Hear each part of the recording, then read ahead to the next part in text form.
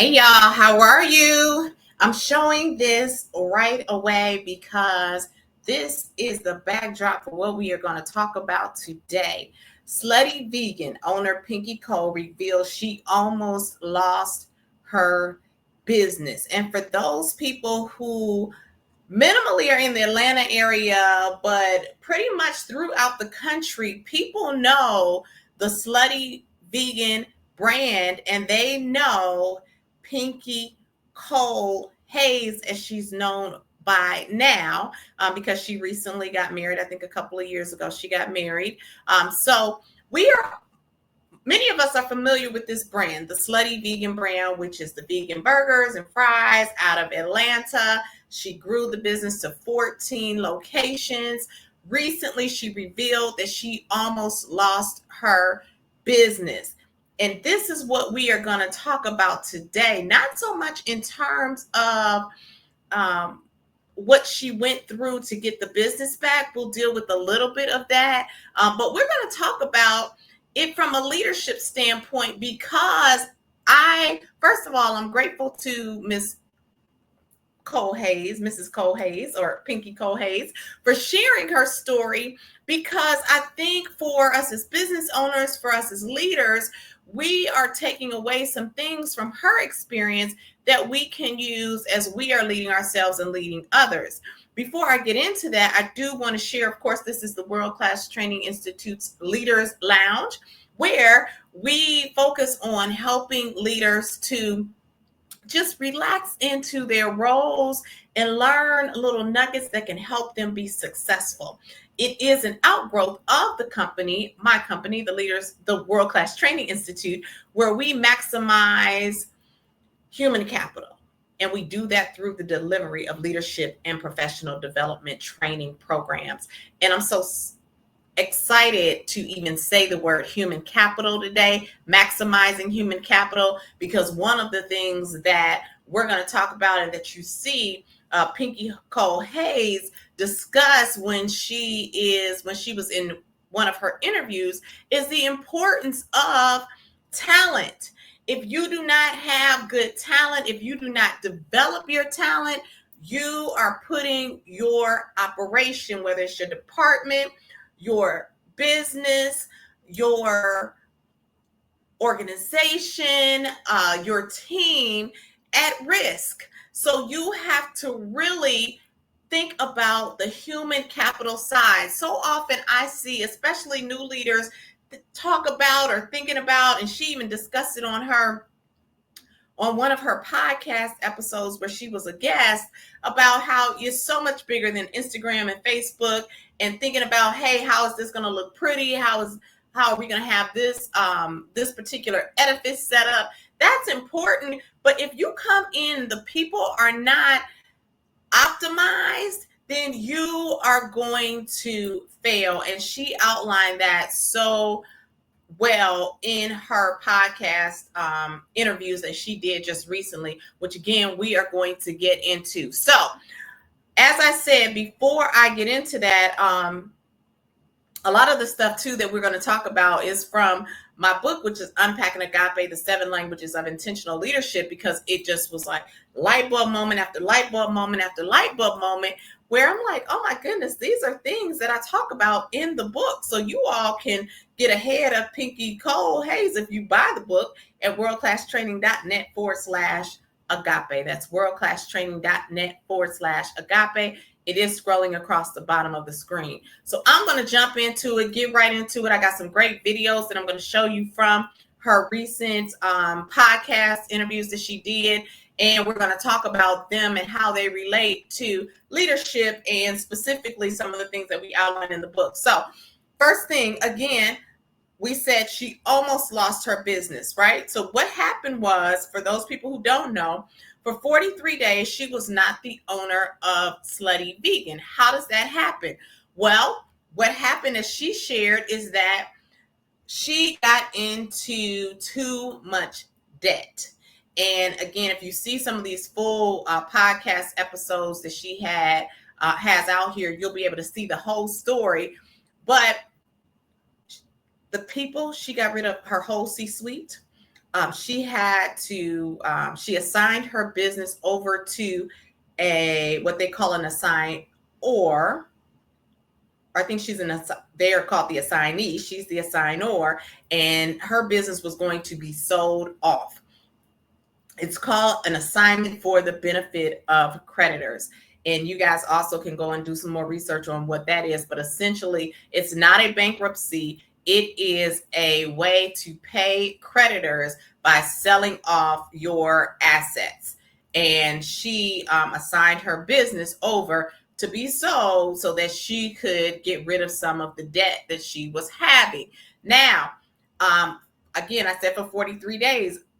Long story short, the business was up for sale. She was able to do what she needed to do to reclaim ownership of her business, which is amazing. Now, there were some learns along the way. I will say this, before I even heard about this story, some red flags went off for me last year. I believe it was last year or maybe the year before now, when Slutty Vegan, the brand Bar Vegan, was in the news because one of the employees had sued Pinky Cole and the business because they had not been paid their adequate tips. So that was the first thing that said to me, there are some leadership challenges here, because there is no way, and as I can see, and of course my business is not nearly that big, but you got to take care of your employees. That is leadership job number one. And in fact, we're going to talk about that, which is called stewarding the ship. And so that was my first inkling that some things were going wrong and that the ship was not being stewarded. So let's get right into it. When we're thinking about leadership and thinking specifically about this case and what we can take away from it, what I'm going to share with you first is our intentional leadership model, which is going to kind of set a backdrop for where we are going to be headed. So quickly, the leadership in 3D model that we use, that I built at the World Class Training Institute, talks about the individual contributor mindset versus the intentional leader mindset. So the individual contributor mindset talks about the what, the how, the when, those just tactical things. So we're going to build a business. How are we going to do it? We're going to do it by building a brick and mortar and getting investors. And what is it going to be? It's going to be a hamburger and fries place, because like she said, she just wanted a place for people to go because she, as a vegan, was looking for a vegan burger and fry place late at night. So individual contributor mindset. The leadership in 3D mindset, which is where she has had to go since reclaiming her business and really thinking about some of the missteps, is this side where an intentional leader considers the who, has an intentional mindset, which means you really think about what you are doing from a visionary standpoint. You show that the people matter. That person shows you matter, and you see things from 3D. So you're not just seeing it from a flat, hey, we're going to build a brick and mortar, we're going to make money, we're going to have some people and let them come in and eat, and that's it. No, we're thinking, what is the legacy that we're building? How are we showing up really to our customers so that they want to come back? How am I treating my employees so that they feel valued and cared for? So that's what we're talking about here. And that's where I think, as Pinky Cole was stating, these are areas that she did not necessarily steward well. So let me share with you all quickly one of the videos from her recent interview that talks about really leading in 3D. Because if you want to be the best, you got to align yourself with the best. And best in class means the people who, and not just looking good on resume, right?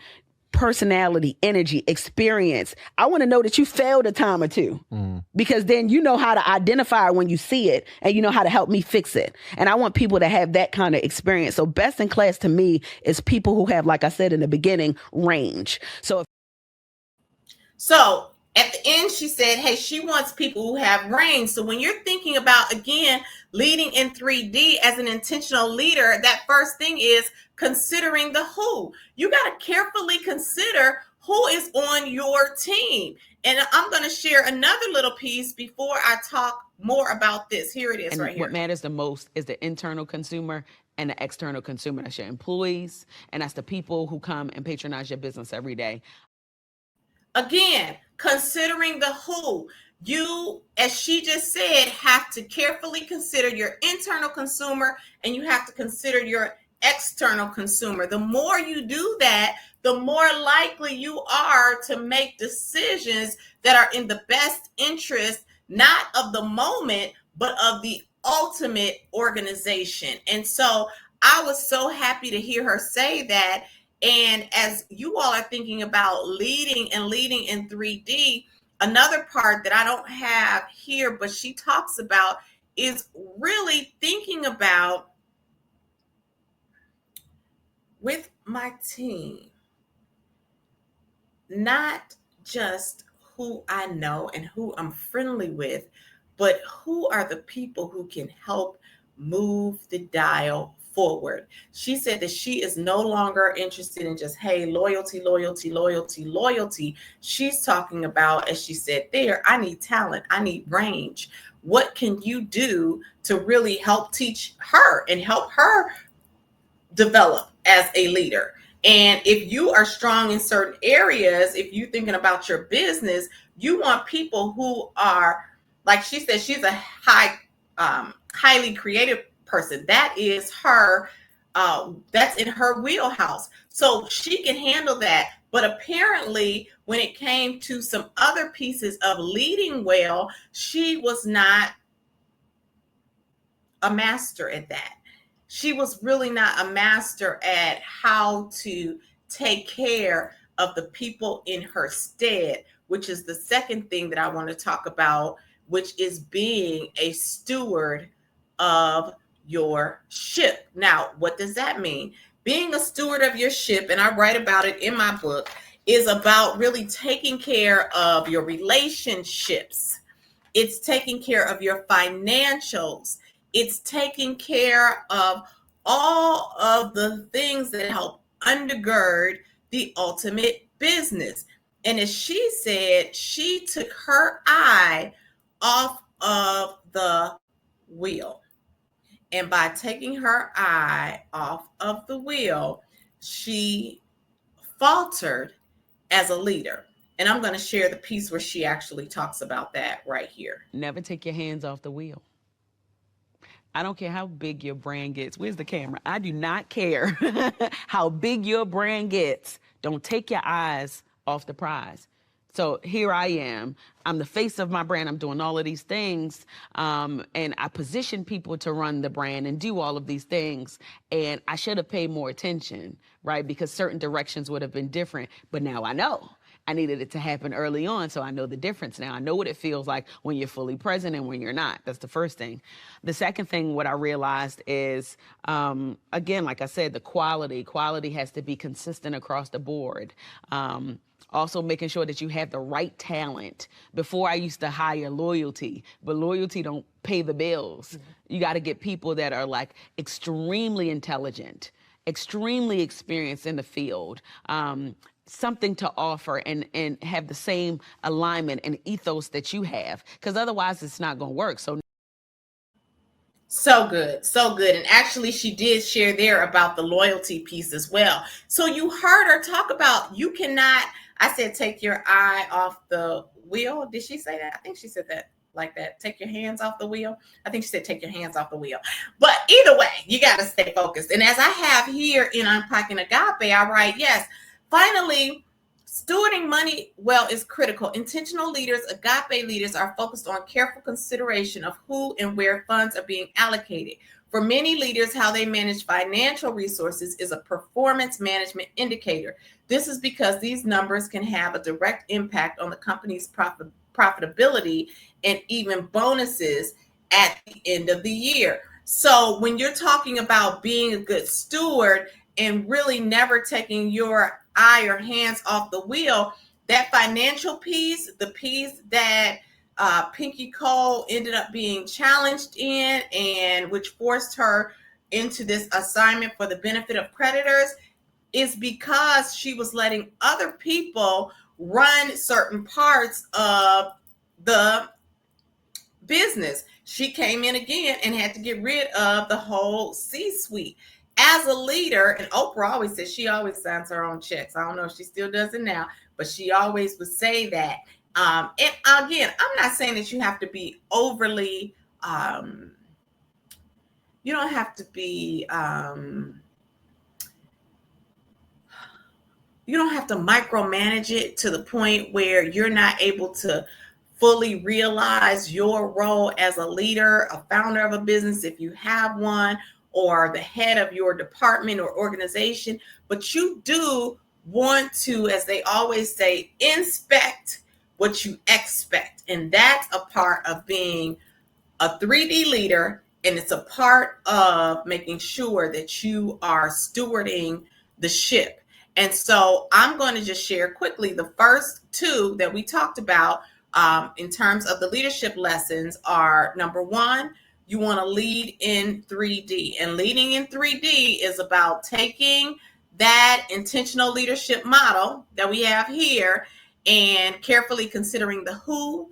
You want to make sure that you are an intentional motivator, that you show that the people care, and that you see the team in 3D. If you do that, you are going to be headed in the right direction as it relates to being a great leader. Now, the second thing that we just talked about is making sure that you steward the ship. And so you have to, as we just discussed, not only make sure that you steward your finances well, you got to steward your people well. You have to steward your people well. And so what does that look like? Now, another thing that Ms. Cole talked about, Ms. Cole Hayes, Pinky Cole Hayes talked about, is making sure that you have the right talent and that you make sure that the talent has range. A third thing that she talked about was how she was not nice to her employees. And I'm going to share this right now. I used to be mean, not mean like, but in my business, like if it's my way or the highway, if you're not going to do this like this in my business, then you can leave. And I was losing people left to right.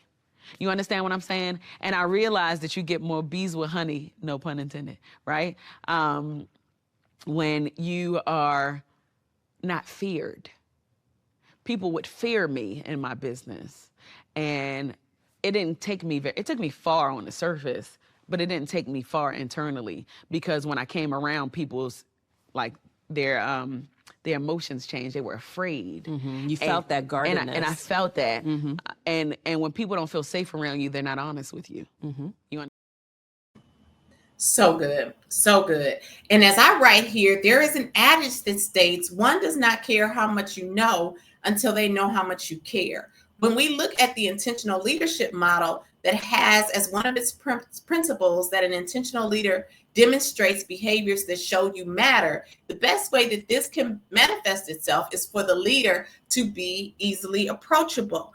And so as Pinky Cole Hayes said, she realized that when she had people coming around, the people were guarded because they didn't like her demeanor towards them.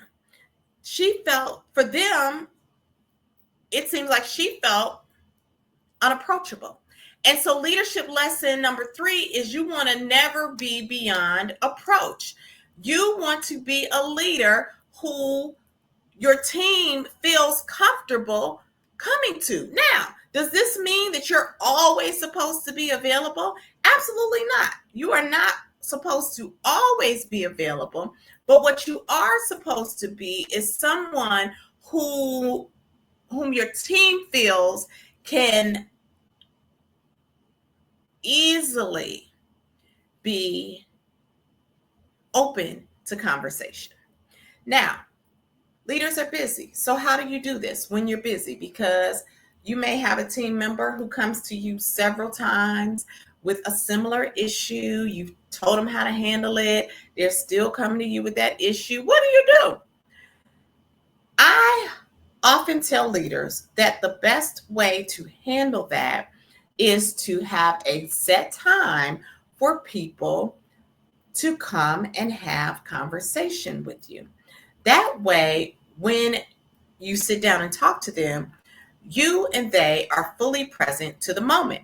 Now, in her instance, she's saying it sounds like she comes into the restaurant and she's maybe has something going on in her own head or has something else that she's focused on. And so she's, when she talks to her employees, or something could have gone wrong. And instead of her sitting down and having a conversation with them, the way that she approaches them about a challenge sounds like it's not in the best way to build relationship. So what do you do in those moments?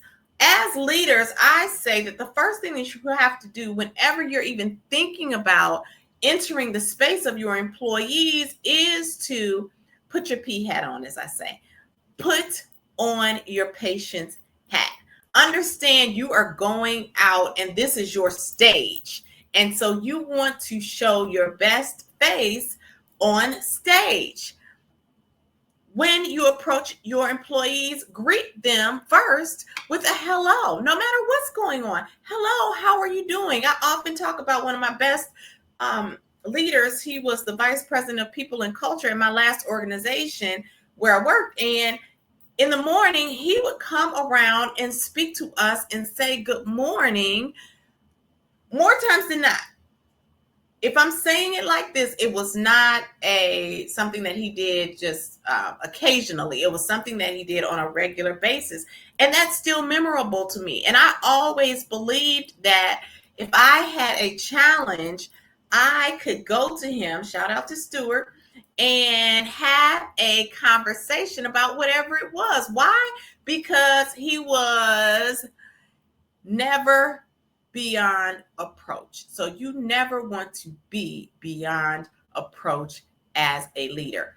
It doesn't mean that you don't have to set a time table for people to talk to you, but you definitely want to be one where they feel like you are open to having a conversation with them.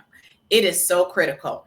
So I hope this was helpful for you all. Pick up the book, Unpacking AGAPE, the 7 Languages of Intentional Leadership at worldclasstraining.net/agape. Again, this wasn't intentional.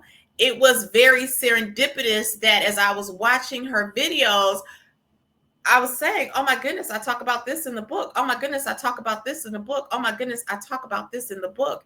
And so these are things that you all can carry with you as you're leading so that you're on the front end of any of these possible concerns and you do not run into some of the challenges that she ran into. So the top 3, again, that we want to talk about and that I want you all to carry from this is that number 1, you have to lead in 3D. You have to be a leader who leads in 3D. What does 3D leadership look like? 3D leadership is leadership that has the principles of the 3D model.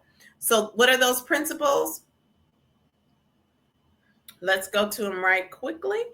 Add to the stage. Those principles are, the first one is you have to, I just want to make this bigger. Let's see here. You have to consider the who, carefully consider the who. Who are the people on your team? What does that talent looks like? What are you doing to develop that talent? How are you making sure that you have the best of the best working with you and for you? And she didn't say it here, but I didn't show it here, but she did say it in an interview. And then she said, pay what they weigh. Like if they are great employees, you want to make sure that they know that by paying them. You want to be an intentional motivator. which is a part of that never being beyond approach. If you're someone who motivates the team, they're going to love to see you coming, which is also that shows that you matter. People don't care how much you know until they know how much you care. And then you see the team in 3D. So you see the team as more than just, hey, this is the group that's going to help me do whatever right now. This is the team that we are carrying, and this is the vision for the team, as I talk about in the book, being a relentless visionary. So that's the first thing. Second thing, you want to make sure that you steward the ship. What does that mean? You steward the relationships. You steward the financial ship. You steward the physical ship. If there's an edifice, you make sure that you take care of the things or the people that are in your stead.